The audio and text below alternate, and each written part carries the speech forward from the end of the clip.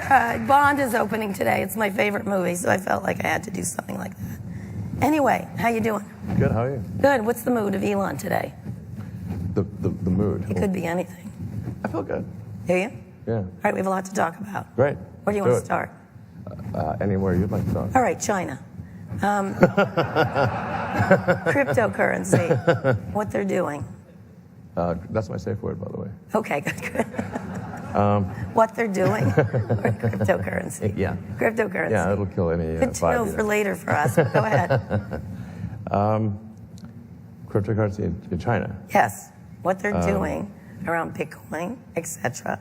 And then I'd like to pivot to what the U.S. is going to do around regulation. Well, it would appear that they don't love cryptocurrency. It appears like that. Yeah, it's subtle, but you're hinting in that direction.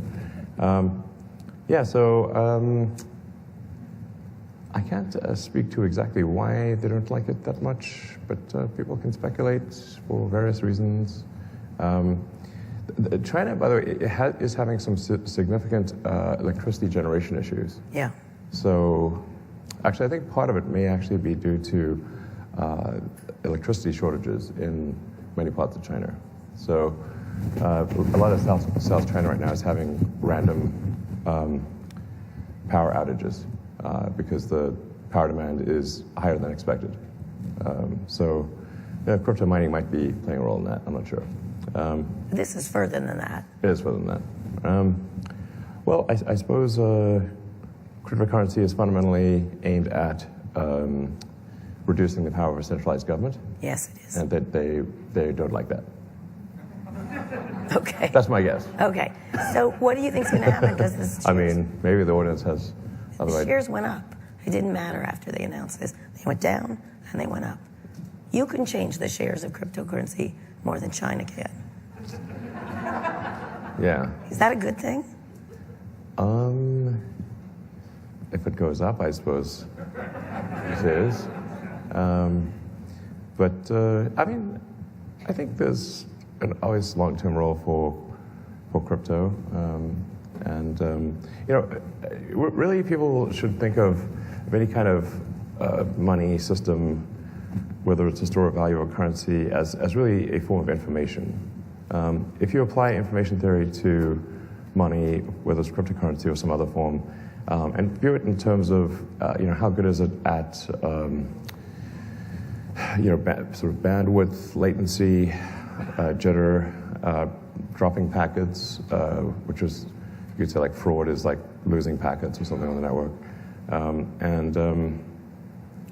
its overall security, then I think a lot of these things just make a lot of sense in that Sure. in that regard. Like any form of money has no power in and of itself except as an exchange of value between people for goods or services, or to translate things in time, like a loan. So is this the right thing for governments to do, to take control of it? Is it possible?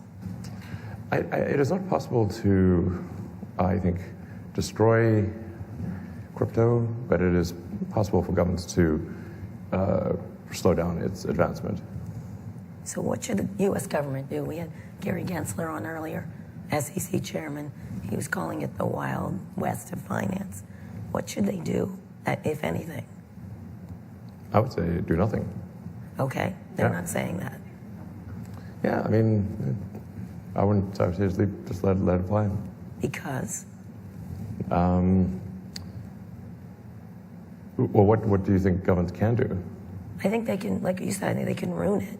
I don't think they can just slow it down. I think they can stop it. I don't think they can control it. And therefore, they may want to stop it. Yeah, I mean, I wouldn't say that I'm some, massive cryptocurrency expert. I think there's some value to cryptocurrency. I don't think it's like the second coming of the Messiah, which some people seem to think. It will hopefully reduce the error and latency in the money system, the legacy money systems, and reduce governments have a habit of editing the money database. which is like probably some ancient mainframe somewhere in Virginia running COBOL, FI. It's kind of bleak to think about that. So, when governments can't keep their hand out of the cookie jar and edit the money database, there's probably some value to that. Okay, so what are you're saying you're not an expert, but you spend a lot of time tweeting about it. Now, you tweet about a lot of things. We'll get to that in a minute. But why is that? Why that's true? Why is that of interest to you, crypto? Because you become, I wouldn't say the crypto messiah, but you're close. Crypto messiah. That's going to be a tweet. Oh, no. Well, I mean, I mostly don't tweet about crypto. This is a minority of small number of tweets. Okay. So, I do know a lot about the money system and payments and how it actually works, as opposed to, say, how economists think it works. On a practical basis, just how money is just basically the monetary system is a series of heterogeneous databases that are not real time, with the exception of PayPal and a few others, and to reconcile on a batch basis. That may take anywhere from 24 hours to several days, so it's slow. That's just a lot of latency and jitter, and the ACH system has basically no security. And this has just it was that way when PayPal started in '99, and it's still that way 22 years later. So it needs reform. Yeah, exactly. So I want to move on to when China. I want to stick with China for a second. You're operating there, selling there. What do you make of what they're doing to the tech entrepreneurs there, the tech moguls?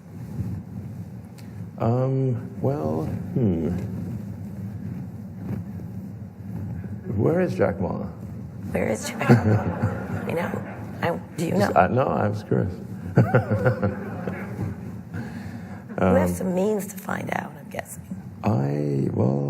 Maybe. I don't know. I think there are some changes afoot in China. I think part of this may be actually COVID related, in the sense that it's been quite difficult to have in-person meetings in China, and China really runs, the whole system is set up to run on the basis of in-person meetings. And the absence of these meetings for the past 18 months, I think, has probably led to things being worse than they would be if there were more in-person meetings. Okay. So I think as COVID lifts and the in-person meetings return, I think I think probably there will be an increase in the sort of trust level, and I think things will probably start heading in a more positive direction. The trust level between tech and the government. Yeah, both internally within China and with respect to people from the U.S. and other countries going and visiting and meeting with officials in the Chinese government. It's just China is very much set up to work with in-person meetings, and so COVID, I think, has impeded that. So I think things will improve most likely as the in-person meetings resume. So they did these antitrust actions because they couldn't say hello. I think not all of it can be ascribed to that, but it's some of it can be.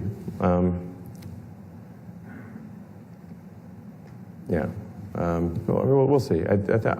I suspect things will improve next year because of just more interaction. Are you nervous about what you're doing there? It's a big market for you. You operate there. Yeah, we've got a big factory in Shanghai, which is doing very well. The Tesla China team is doing great work, and we do well with selling in the Chinese market, as well as producing cars for China and for export to Europe. So overall, things are going pretty well, frankly. You're not worried about U.S.-China relations? I don't. It's not. No, not especially right now. Not especially. All right. So let's talk about space. You had a recent space. You sent up a bunch of civilians into space. You did not send yourself up. No, I've not sent myself up. I suppose I will at some point. But my goal is not to send myself up. My goal is to open up space for humanity and ultimately set us on a path to becoming a spacefaring civilization and a multi-planet species. Yes. So you don't want to go up yourself? It's neither here nor there. I will go at some point. What do you think of the other efforts to go to suborbital? Suborbital is a step in the direction of orbit, but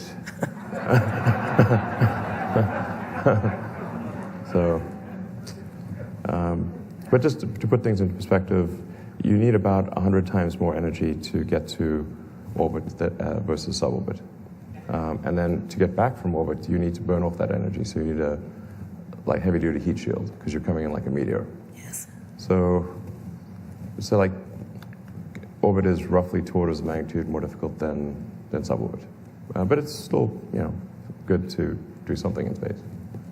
What did you think watching those, both Richard Branson and Jeff Bezos doing that? I thought it was cool that they're spending money on the advancement of space. I think we ultimately humanity wants to be, should want to be a spacefaring civilization and out there among the stars. And I think we really want, all these things that we see in science fiction movies and books, we want those to be real one day, not always fiction. Right. So I think it's good that people are spending their money advancing space technology. So last time we talked, we didn't talk a lot about space. We talked about a whole bunch. We talked about meat flaps, which was Elon's word for speaking. We're flapping our... Yeah, slow tonal wheezing. Yes, that's right. When I sound like it right now. That's what we sound like to a computer. Right. Like whale sound, slow down. Yeah. So we didn't talk about space. So let's talk a little bit about where you think you've advanced with what you're doing. Because I think you're probably the most fast forward of all these efforts. Yeah, so with respect to SpaceX, let's see. There's two, besides orbital human spaceflight and providing transport for NASA of astronauts and cargo to and from the space station, which we've been doing for a while now, over a decade. We have something called Starlink, which is a global internet system, and this is, I think, going to have some profound positive effects on the world because Starlink is really designed to serve the least served. You have 1,300 satellites up right now, is that correct? 1,500. And you want to put 30,000. Yeah. We'll get to space pollution in a minute, but explain what were the reasons for it. Yeah, so in order to provide high bandwidth, low latency connectivity to a large number of people, you need a lot of satellites, and they need to be at low Earth orbit so that latency is low. The problem with satellites that are at geostationary orbit is that they are around 36,000 kilometers, whereas we are at 550 kilometers. So gigantic difference in latency. For the Starlink system, you could play like a competitive video game that's latency dependent and still be able to play it with Starlink. It's like browsing a terrestrial system, essentially. But Starlink is really, just to be clear, not a threat to 5G or terrestrial fiber or anything like that.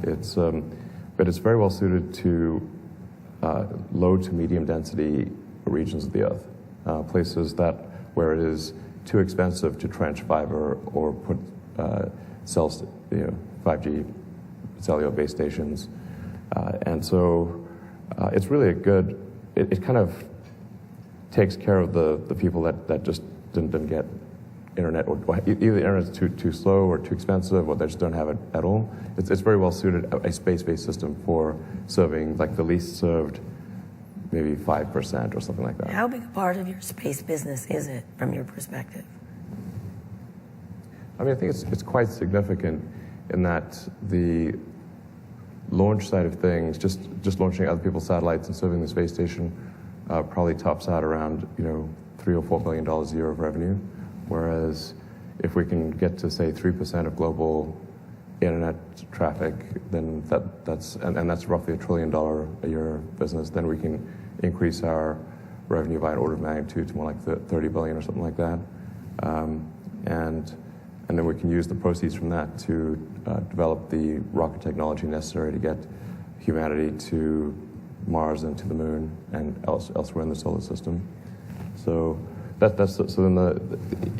think Starlink is good in and of itself for providing, like I said, providing internet access to the least served in the world. I think it's a fundamentally good thing in that respect, and also offering a little bit of competition in the cities. Although Starlink can really maybe serve less than 5% of people in a city. It's just because of the way the spot beams from space are very big. So anyway, it's a very nice complement and a necessary complement to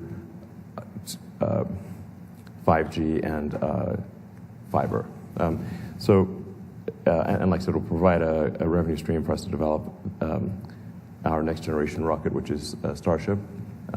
With Starship, we're trying to achieve a fundamental breakthrough that is the holy grail of rocketry. That is to have a fully reusable orbital rocket. This is extremely fundamental. With Falcon 9, we have a mostly reusable rocket. Which you recently proved it landed, correct? We've been landing for quite a while now, but so we in fact, a number of our boosters are on their 10th reflight. So we've shown that reusing the boost stage can be done, and that it is economically sensible to do so. What's the difference in price between Falcon 9 and competitors? In using a reusable rocket? Oh yeah, sure. It's really gigantic. With Falcon 9, we still have to lose the upper stage. And you can think of each stage being like the equivalent of a jet airplane. So the boost stage is like the big jet airplane. Upper stage is the small jet airplane. We still throw away the small jet airplane every time. So Falcon 9 is able to be the most competitive rocket in the world because we recover the boost stage and the fairing. But still, our best case marginal cost of launch, not taking into account overhead allocation, is about $15 million per launch. Yeah, for 15 tons to orbit. Which is quite big. Like SpaceX, over the last year or so, has delivered about, I think, roughly 2/3 of all payload to orbit of Earth, and most of the remaining third is China, and then everyone else is kind of in the miscellaneous. So anyway, but we still have it's still $15 million mostly because of What's the cost differential between that and what you're aiming for? Yeah, so basically Falcon 9 is effectively about half to a third the cost of alternatives because of the reuse of the boost stage. With Starship, we should be able to get to the point where it's maybe 1% the cost of an expendable system. So that would just be $1 million, right? Or yeah, the marginal cost of launch we think can be it could be potentially under $1 million. So is anybody close? For over 100 tons to orbit. 100 more than 15. You said 15. Yes, 100 tons. Likely, and with refinement of the design, probably 150 tons. So essentially, it would be,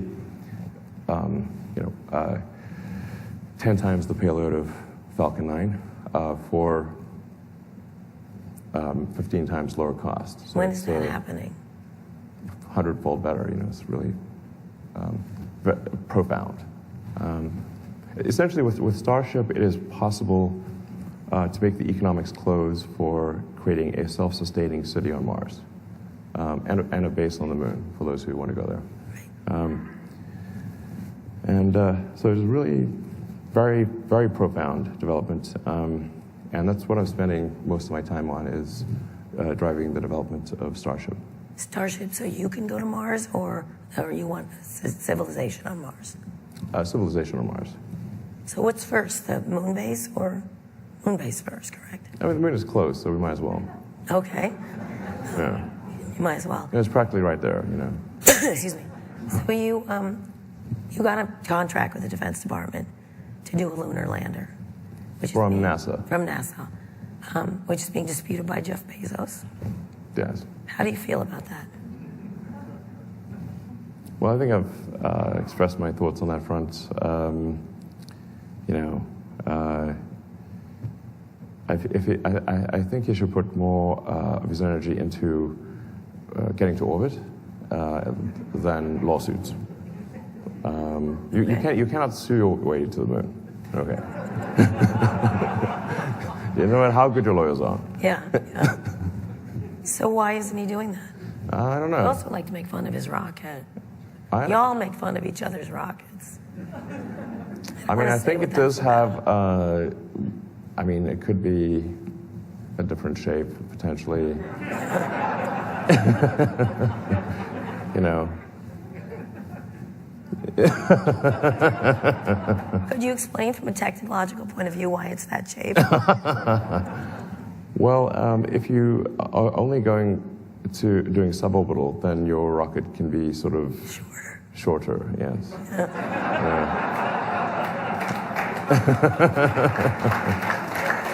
So, have you called him and said, cut the shit, get bigger, or what?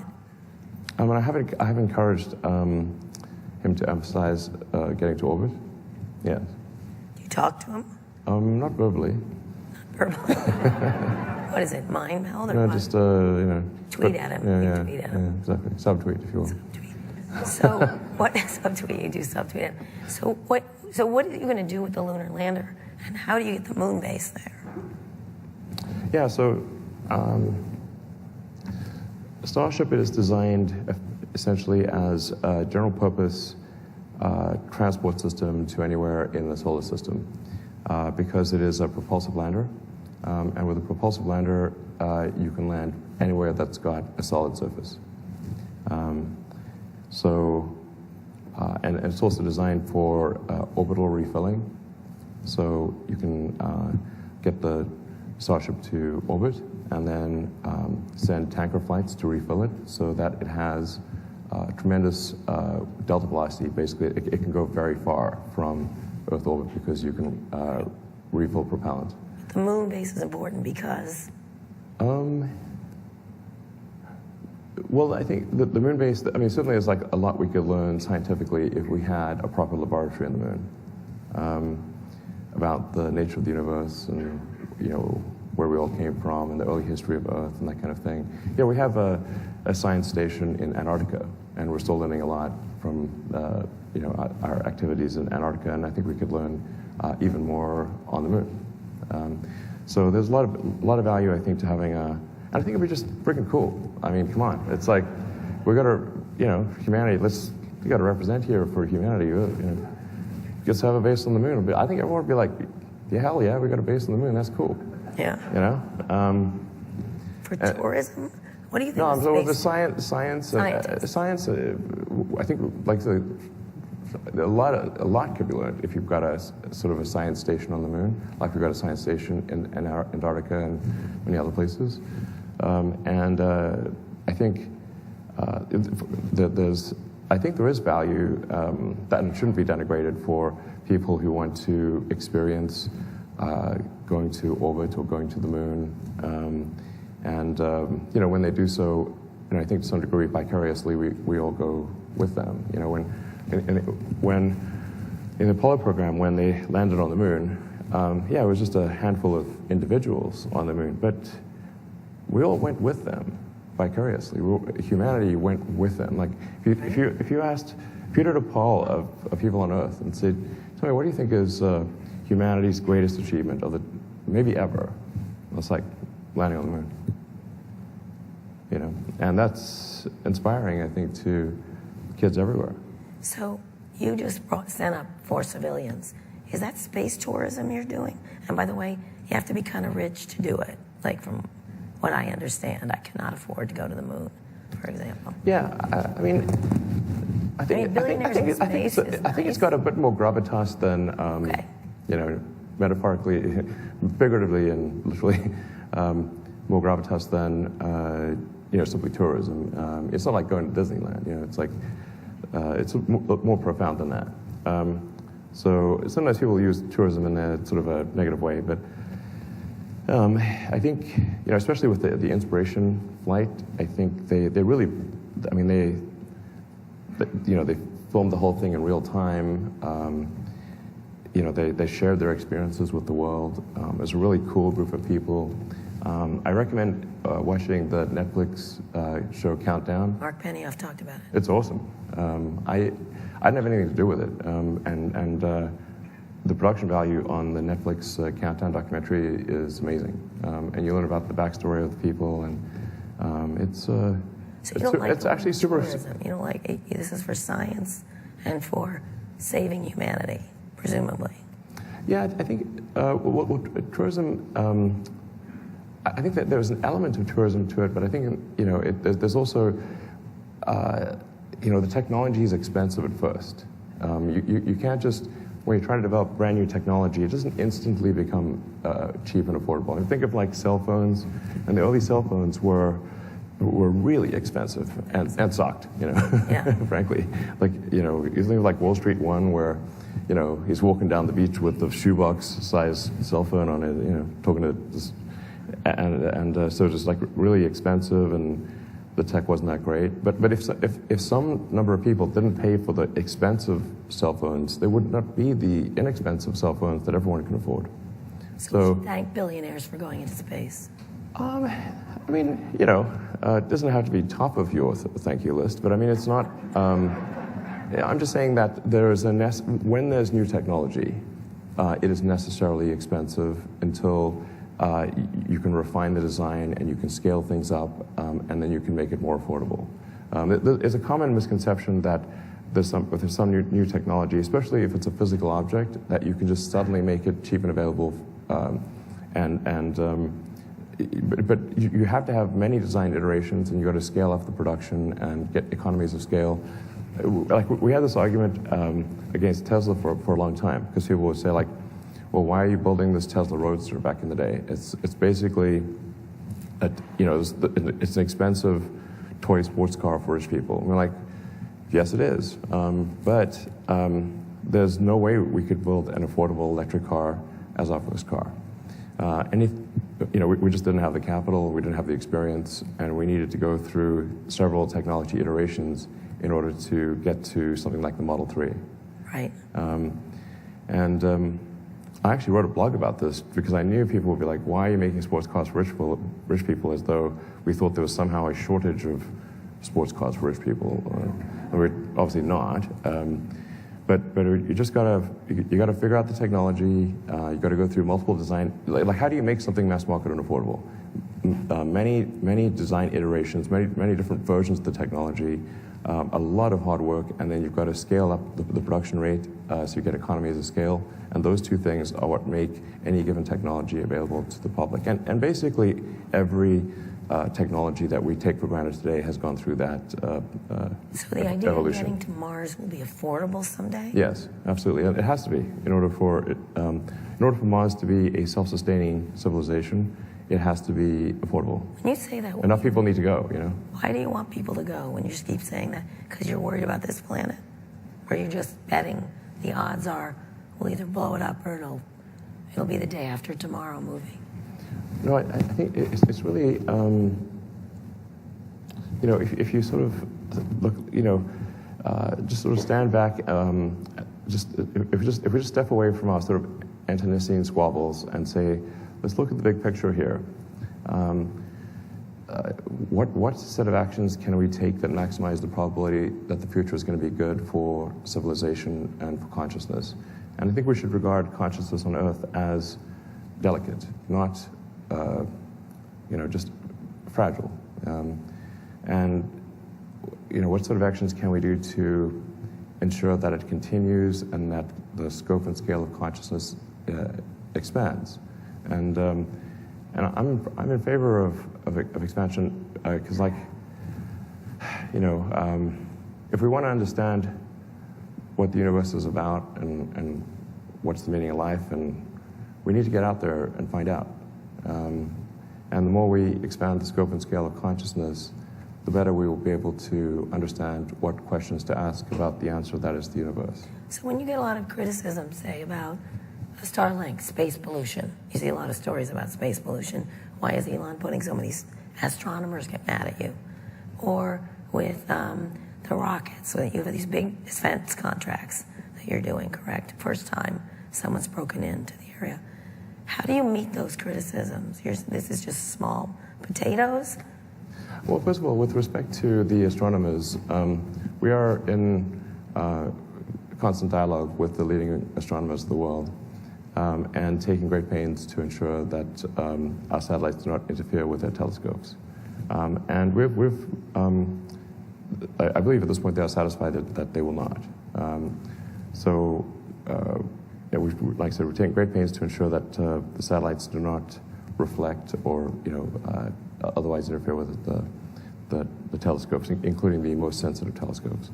So, there may be a few sort of amateur astronomers who are unhappy, but the professional ones are satisfied that we're taking reasonable steps to ensure that we are not standing in the way of science, nor would we ever want to.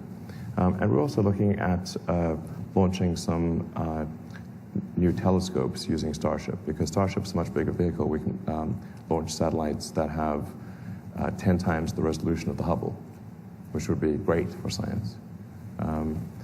In fact, there's an exciting program working with Sol Perlmutter at Berkeley on a big new space satellite, a space telescope, I should say.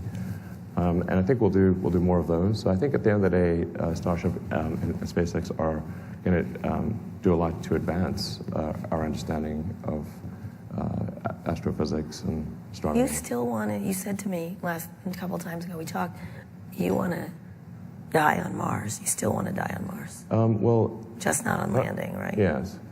Yeah. It's not an impact. Right. Yeah. Well, that would be spectacular. Yes, but you wouldn't get to enjoy it much, just a second or so. Talking about maybe. a narrative for the rest of us. Yeah, no, well, I was just asked, do you want to die on Mars? And I was like, well, I suppose if you're going to pick Earth or Mars, and it'd be cool to be born on Earth and die on Mars. I'm not like trying to make a beeline to Mars and just die or something. It's just that you got to pick one. You're going to die somewhere. Sure, Mars. I've interviewed a lot of I guess they're biologists. They're worried about, essentially they said you have to be under the Earth, a couple 100 feet. No. You get short. Definitely not a couple, not a couple hundred. Feet, you just need, first of all, half the time you're shielded by Mars itself. That's half the radiation is just the planet shielding you. And then you want to maybe have 3 feet of dirt-ish on the roof, or just kind of a thick roof. They'll be fine. So you're not worried about becoming shorter and stupider by moving to Mars? No, I think we might become taller, actually, on Mars. A little bit taller, yeah, because the gravity is roughly 40% that of Earth. Okay, that would be good for me. When you think about... But I do think there's an important thing if you think of the various great filters, if you feel familiar with the sort of great filter of thought, one of the filters is, do we become a multi-planet species or not? Right. So that is at least one of the great filters, and I think it would be great to pass that and have be a multi-planet species where the critical threshold is for a Mars city. If the resupply ships from Earth stop coming for any reason, whether that is civilization on Earth, it could be a mundane reason or it could be World War III. But does Mars prosper or die out? And if Mars is missing anything at all, like the civilizational equivalent of vitamin C, then it will eventually die out. So you need to get to the point where a Mars city is self-sustaining. Even if the ships from Earth stop coming, then you have passed the great filter, or at least that particular great filter. And I think we should endeavor to pass that great filter as soon as possible. When? You said pretty soon last time we talked. Yeah, I mean, I think we should really try hard to make it happen this century, before the end of the century. You'll be pretty old. I'll probably be dead. Yeah. Yeah. Not on Mars. Well, I mean, I'll, pop over there when I'm old or something. Okay. So one of the things you're doing is a lot of government deals. You're doing this lunar lander. You did the rocket one. You're getting billions from $2.9 billion, is that right? Well, right now we're not getting anything because we're being sued. Right, that's right. I'm sorry. Okay. Yeah. But you're getting a lot of money. Well, hopefully we'll get it. Right, when it's over. Yeah. Any fixes. I mean, most of our launches are commercial, to be clear. Yes, I understand that. But you're doing a lot of government work. Sure. What is that like, working with the government? I mean, Is that important to your business? Yeah, I mean, it's an important part of the business. I mean, just bear in mind if you're in any industry, like let's say you're a pencil manufacturer, okay, about 40% of your pencils are going to go to the government. Right. The government's about 40% of the economy. If you're a shoe manufacturer, about 40% of your business is going to be with the government. So, it's to be expected that any company is going to have most companies are going to have a percentage of business with the government, state, federal, and local, that is proportionate to the GDP of the government. So one of the criticisms of you is you don't pay enough taxes, if any. Can you address that? Because here you are getting money from the government. You obviously want a functioning government to be able to build all kinds of things and services. How do you look at that trade-off? Well, I mean, there was a bunch of very misleading stuff that was published by ProPublica. And really that was some sort of trickery, and really they did themselves no good service by doing that. So first of all, with respect to the government contracts that SpaceX wins, our aspiration is to do the most for the least. And if you look at all the contracts we've won them because we're the best price. We have a better service at a lower price. They weren't just handed to us. I don't think they were. And that's what I'm saying. In fact, you called me and said, we finally got in after years of sort of this backslapping. I think it's a great thing. That is a great thing. Absolutely. I mean, for the lunar lander, just taking that as one example, our bid was half the price of the Blue Origin Lockheed bid. Half. So for a vehicle that does basically 10 times more or 8 times more perhaps, our price was half. Okay. And NASA has a mandate to get back to the moon, so we saved taxpayers like $3 billion relative to that contract. So I think that's a good thing. With respect to my personal taxes, I don't actually draw a salary or anything. My cash compensation is basically zero. Which is a good thing, because income is a problem for most people, because they pay taxes on income. That was the whole point of the story, I think. Yeah. I do have stock options that vest, and so in the years that but I basically with Tesla and SpaceX, I just have not really bothered to sort of take money off the table, which is most people do. They sell some of their stock and they take money off the table. And for me, I just said, my money will be the sort of, it was the first in and it'll be the last out. The success of SpaceX and Tesla was far from assured, and there are many times when it looked like the companies would, and they did, they skirted bankruptcy many times, but I never tried to take money off the table. And now this is trying to be turned around and made into a bad thing, and that's messed up. But when my stock options, just before my stock options expire, then I am forced to exercise, and my top marginal tax rate is 53%. So I don't think that's particularly low, and it's going to go up next year. It's probably 57% or something. When you sell. Yes, and I have a bunch of options that are expiring early next year, so a huge block of options will sell in Q4 because I have to, or they'll expire. And my top marginal tax rate is 53%. So you eventually will pay a lot of taxes. Massive, yeah. I mean, basically, the majority of what I sell will be taxed. I don't think it was alleging illegality. It's that wealthy people got to borrow against their stock. Yes, they were saying that like somehow borrowing is a trick to get away from paying taxes, but it's important to bear in mind that we've had a very long expansion in the economy, maybe the longest ever, and borrowing against stock is all sort of fun and games until you have a recession and you get the margin calls, and then you go to zero, which happens basically every time there's a recession. Right. Stocks don't always go up; they go down. Yours seems to. Most stocks have gone up, including some questionable stocks, frankly. Are you talking about yourself? I'm sorry. I think. Are you surprised by how much it's gone up and how wealthy you've become? I mean, I have literally gone on record and said I think our stock price is too high, in my opinion. And this did nothing to stop the rise of the stock price. No. So, I don't know, what am I supposed to do? You know, I'm not the one making it go up. But I think it's important to bear in mind, like my actual tax rate is 53%. They try to make it sound like basically there was a big increase in the value of the Tesla stock, and then they added up. They just very selectively poked at the numbers to make it sound like I was paying very low taxes. But in fact, my taxes are very high. They're like over half.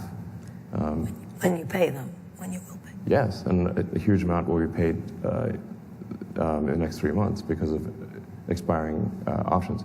And there was like 1 year where I think my taxes were basically zero. And the reason for that was because I'd overpaid taxes the year before. And I forgot to mention that. You didn't call them back. I got to call them back. They have no interest in the truth. Oh, okay, all right. Let me ask you a question. Twitter. Let's finish with Twitter and then let's get to questions from the audience. What's going on with you and Twitter? I am a Twitter addict. I say the wrong things all the time.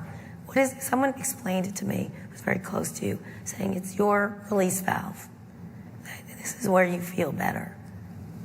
Yeah, I think I said some people use their hair to express themselves. I use Twitter. Do you regret any of it or not? You are kind of prominent. Yeah, I mean, sure. Walk us through when you decide to do a tweet. You go, no. Well, yes. I think about it for hours. Do you? And I consult with my strategy team. You just literally go, yeah. Yeah. Or maybe I'm wasted and I've gone. Let me shoot myself in the foot. Bam. Now let me shoot myself in the foot. Bam. Yeah. That describes some of my tweets. Yeah. Are you worried about any SEC involvement in your tweets going forward? What does that stand for again? I mean, I know the middle word is Elon's, but I can't remember the other two words. You need to answer me. You need to answer me. Are you worried they're going to say, Elon, stop fucking tweeting? You're talking about the Short Seller Enrichment Commission? Yeah. Yeah. Short Seller Enrichment. That's their new name. Is it? Yeah. Can I ask you about the particular recent tweet you did about, you did one great tweet about time, saying time is the currency, which I thought was beautiful. Time is the ultimate currency, yes. No matter what resources you have, you can't wind back the clock. It's true. Yeah. No matter how rich you are. Yeah. But then you did the Biden tweet. Can you explain that one? Oh, yeah, I mean, so, like Biden held this EV summit. Didn't invite Tesla. Invited GM, Ford, Chrysler, and UAW. An EV summit on the White House. Didn't mention Tesla once, and praised GM and Ford for leading the EV revolution. So you were pissed. Does this sound maybe a little biased or something? And then, just not the friendliest administration. Seems to be controlled by the unions, as far as I can tell. So, are you waiting to get Trump back? No. Who would you like to be president besides yourself? I would not want to be president at all. Sounds like no fun being president. What do you think is going to bring our country together, if at all? Moving to Mars, what? Well, I think if there was some moderate, sort of centrist president, then I think that would help. I think everyone just wants. I think most people want a president who is just a very competent, executive. Not too far left, not too far right, and everyone would be like. I think most people would prefer that. When it comes down to the election, you've got two choices. You're like, maybe you don't love either choice, but you got to pick one. Do you think that'll happen? Do I think there will be what? Centrist. I hope so. Yeah, hope so. Oh, that'd be nice. What about democracy?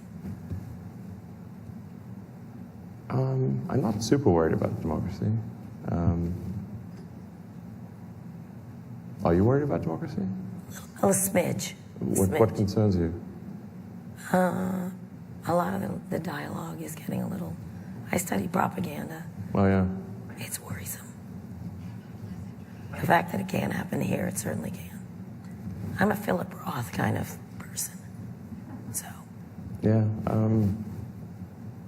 But we're both having a lot of children, so we must believe in the future. Yes, children. We have 10 children between us, correct? I believe yes. You're slightly ahead, but you've got a rocket. Anyway. I do think there is. I think a lot of people think that there's too many people on the planet, but I think there's, in fact, too few, and that the possibly the single greatest risk to human civilization is the rapidly diminishing birth rate. And the facts are out there for anyone to look at. But a lot of people are still stuck with, Paul Ehrlich's book, Population Bomb. And it's like, that was a long time ago.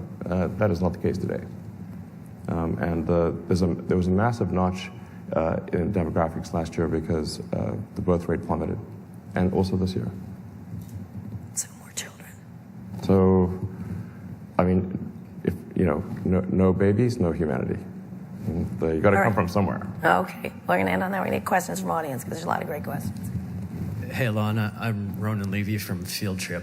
We spent a lot of time talking about outer space. We want to ask you about inner space. And the question specifically is, do you spend time thinking about humanity's somewhat destructive tendencies before sending people to Mars? And specifically, you've talked about the subject of DMT, and curious to know what role you think psychedelics may have in addressing some of the more destructive tendencies of humanity. We're going to talk about this tomorrow. Okay. Well,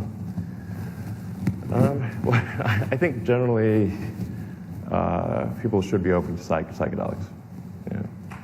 Yeah. So, yeah, clearly it's a. I mean, yeah. A lot of people making laws are kind of from a different era.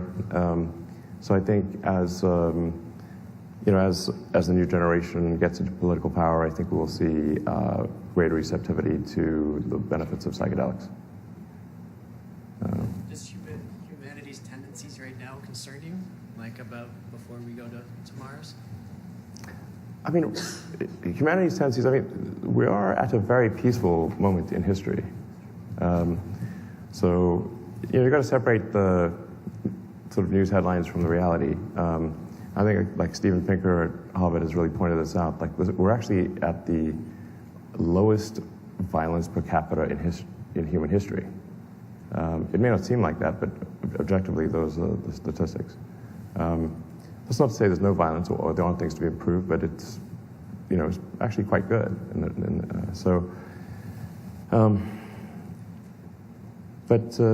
Just like I said, big picture-wise, I think we want to take the set of actions that maximize the probability that the future is good, and that civilization continues, and that the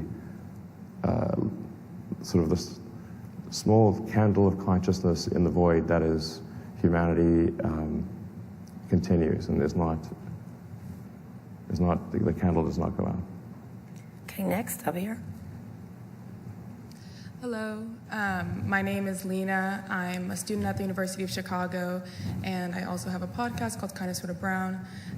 So my question centers a little bit what you talked about concerning that, you're building this world for not enough people yet, but the people that now are here.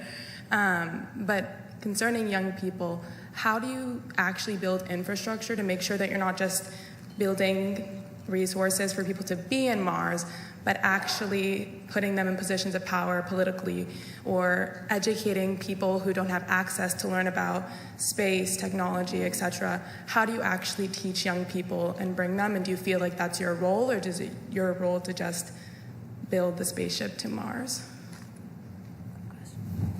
Well, our primary goal is to create the technology necessary to get people to Mars, in the absence of which, it's somewhat academic.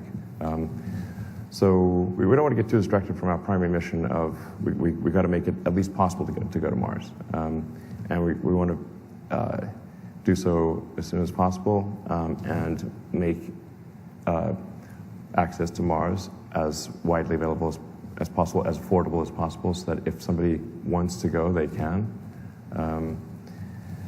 So that's our primary mission. There are many good causes in the world, but we got to be careful that we do not try to take on too many. There are many noble missions, but we have to pick our battles and say, okay, let's just make sure we get this done, and because nobody else is doing it. And if SpaceX doesn't do it, I'm not sure how it will happen. I think this is at least right now, SpaceX is the only hope. So we've got to get this done, and it's far from done. We've got a long way to go. Starlink, in terms of providing internet connectivity to people that really don't have it, or it's very expensive, I think will be helpful in empowering a lot of people who are disempowered today. So I think that's a good thing too. Right, next. Hi, Techno King. How do you respond to allegations? You call him that, Techno King? Yeah. Okay. That is my formal title. I filed that with the SEC. Got to be respectful, Kara. Yeah. Okay. How do you respond to allegations that you're a living cybergenetic organism sent from the future to save us? And secondly, I can neither confirm nor deny that. He's good. And secondly, what do you think the probability is that general purpose blockchains that have greater utility will eclipse the value of like a finished product in Bitcoin? I'm not sure how to answer that last one. I think just generally public ledger stuff is good, because I'm a fan of open source and just sunlight being a great disinfectant, and the less things occur in the dark, the better. It's sort of a cryptographic. Basically, blockchains are it's a cryptographic ledger, an open. So I think that there's probably a lot of good things that can be done with that. So. The first question. I said I could neither confirm nor deny. Okay. Right here. Hey, Elon. Alex Heath with The Verge. The question's on the self-driving beta you guys are rolling out. Yeah. Curious why you're encouraging people to not share videos, making them sign NDAs. Just be curious to hear No, your thoughts on that. there's a lot of videos being shared. But the NDAs. Pardon me? The NDAs for the full self-driving beta? I don't know. People don't seem to listen to the NDA. I'm not sure there's. I don't know why there's an NDA. We probably don't need it. And people just are ignoring it anyway, so I'm not sure it matters. All right. So I'm going to ignore this. I'm going to keep getting questions. Let's do two. Hi, Elon. Zia Yusuf from BCG. Could you talk a little bit about AI and robotics? And you've expressed concerns in the past, but building some as well. What do you see as the issues that we do have to solve on that front? Well, I've said for a long time I think AI safety is a really big deal. And we should have some regulatory agency that is overseeing AI safety. But there is not yet currently any such thing. And just generally any kind of regulatory agency done by the government will usually takes years to put in place.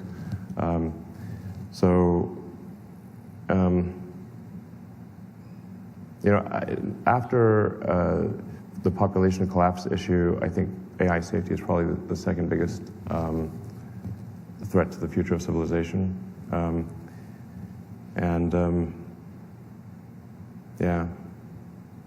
Like I said, I'm not quite sure what to do with it.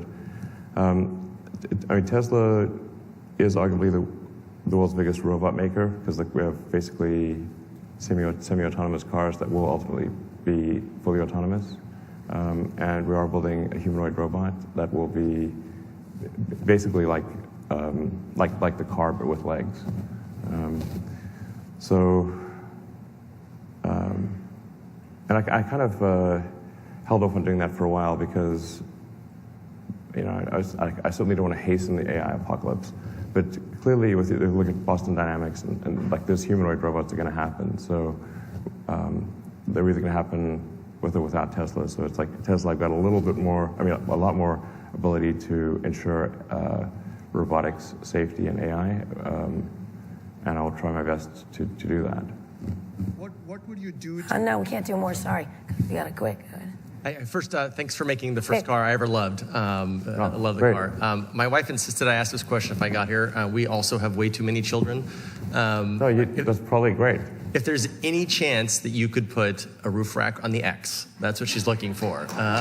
We need a roof rack on the X. If you could figure that out, that's almost more important than going to Mars. We have not figured that out. It's tricky because we have the fancy doors. They're awesome. The doors are awesome, but if you have a roof rack, it's like, how do you stop the doors from smashing on? I heard you were smart. Yeah. Thank you. The Model Y has a roof rack, though. It's not big enough for all the kids. Really? It seats 7. Not normal kids. Okay. What do you have, separate cars for your children? Elon, thanks for It does have a tow hitch. You can tow your stuff. Those are the last two questions. Elon, thanks for the Plaid. It's a great car. As we're all, waiting for full self-driving. Plaid's awesome. Really, it's awesome. We might have to argue a Next bit about level. the yoke, but we're getting accustomed to it. It's a great car. It's like something different, and it's different, and people sometimes don't like the different thing. But how much it's did your pretty damn kids push cool. you I on think the it's yoke? great. Was it your kids? Blame me my for the kids yoke. love the It's yoke, my fault. so that works for them. Anyway, really, really quick. Look, we're living in this in-between time between we drive our cars ourselves and the cars drive themselves. They're Sure. semi-autonomous. For those of us in the industry, those of us who understand something about technology, about machine learning, I actually like it. It's pretty easy. It fixes my mistakes. I fix its mistakes. A lot in the press, though, about, and Google's position certainly, is this is like the worst place to be, right? Because people are going to get checked out and the cars are going to drive themselves into. What do you think about the ML human hybrids that we're kind of, embracing right now? How long are we going to have these crossover periods? I know you believe FSD is around the corner. Do you think this is really a problem, or are we going to teach people to deal with ML? Well, the transition period to new technology is always a little bumpy. Fair enough. But I think we published the safety stats, like basically miles driven on autopilot and miles driven manually, and it's an order of magnitude different. So, like, people can say, "Oh, well, you're playing with the statistics." I'm like, listen, we're just saying miles driven on autopilot, miles not driven on autopilot, and there's a factor of 10 difference. So, even if we were, we're not fiddling with the statistics, that's just, this is not subtle, is what I'm saying. It's not subtle. The truth is that people are actually not great at driving these 2-ton death machines, and people get tired, and they get drunk, and they get distracted, and they text, and they do all sorts of things they shouldn't do. And then the cars, they crash, basically. Now, when we were embarking on the autonomy front, Someone told me a thing that's quite true, which is even if you, for argument's sake, reduce fatalities by 90% with autonomy, the 10% that do die with autonomy are still going to sue you. Right. The 90% that are living don't even know that that's the reason they're alive. Nonetheless, I've had many conversations with the Tesla Autopilot Full Self-Driving team, who are just an outstanding group of people, and saying, like, listen, guys, it is better to pursue, like, the reality of doing the right thing matters more than the perception of doing the right thing. And as long as we are confident that we're doing the right thing, even if we are criticized and sued and all that, we should nonetheless do the right thing and not care about simply the perception of the right thing. Okay, last question, sorry. Rick Cutter with Cloud for Utilities. Thank you so much for the guard work you've done with Tesla driving the EV market. As we move towards more green energy, utilities are getting rid of their fossil plants, coal plants, investing in renewables. There's a difference in the economic output they can deliver. Are you concerned at all as the growth of EVs continue? Do you think we could have a supply chain problem with energy down the road? Yeah, I think that's a very good question. The full answer is lengthy. I'll try to give the short version. The electricity demand, roughly, if we shift all transport to electric, then electricity demand approximately doubles, maybe a little more than doubles. And this is going to create a lot of challenges with the grid, especially for distribution to neighborhoods. And this is why Tesla has the product, the solar roof and solar retrofit, is because even if you increase sustainable power generation at the utility level, you're still going to have a distribution problem where you need new high power lines, new medium power lines. You need to dramatically increase the size of the substations, which means you're going to have to start knocking down houses to increase the substation size. This is really unworkable unless you have significant local power generation at houses. And this is why I think it's actually very important that a necessary part of the solution is local power generation on rooms, on the houses of homes. Very important. And then, of course, we need large sustainable power generation developments, primarily wind and solar, but it needs to be paired with battery packs for steady state so it can provide continuous power. And a lot of good things are happening in this regard. The growth of solar in the last several years has been incredible. I think it's like a 40% compound annual growth rate in solar, and also a big growth in wind. I'm also kind of a pro-nuclear, pro-nuclear. You know, I'm sort of surprised by a lot of the public sentiment against nuclear. You know, I'm not saying we should go build a whole bunch of new nuclear plants, but I don't think we should shut down ones that are operating safely. But they did this in Germany, for example, and I think that was, and then had to create a whole bunch of coal power plants, and I don't think that was the right decision, frankly. So, yeah. Anyway, so we're one way or another, though, we're going to have a lot more electricity generation, and this is primarily going to come down to solar and wind paired with batteries. Which will be our next conversation. Okay. Sounds good. Tesla, boring, solar. Sounds good. Okay. Great. Can I ask you one more question? One time we talked a couple of years ago, Code. You said we were in a simulation. This past couple of years has seemed truly fucked up. Yeah. It feels like a bunch of teenagers from the future are just really smoking a lot of dope and fucking with us. Are we in a simulation?